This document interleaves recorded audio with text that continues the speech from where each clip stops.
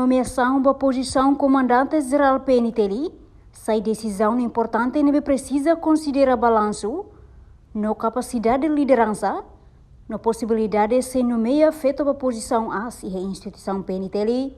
Presidente da República José Ramos Horta informação do neba jornalista Sira e a aeroporto internacional presidente Nicolau Lobato terça-feira, né?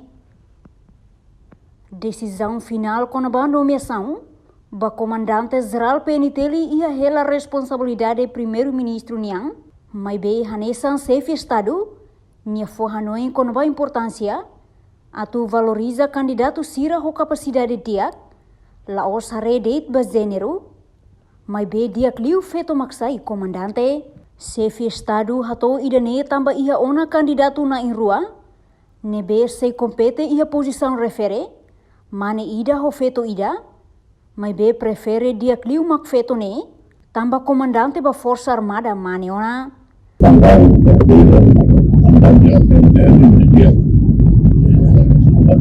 Decisão primeiro-ministro dia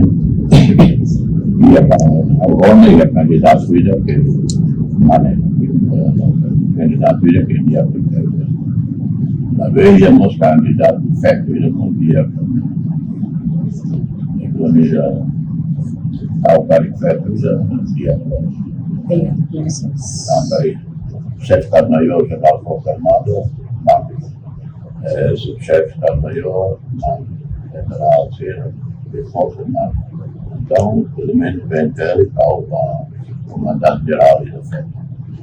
Também dia, já aparece, dia. O presidente prefere o comandante-geral? Sim, não prefere comandante-geral. Sim, excelência. Reportagem Novai Magno, Televisão Timor-Poste.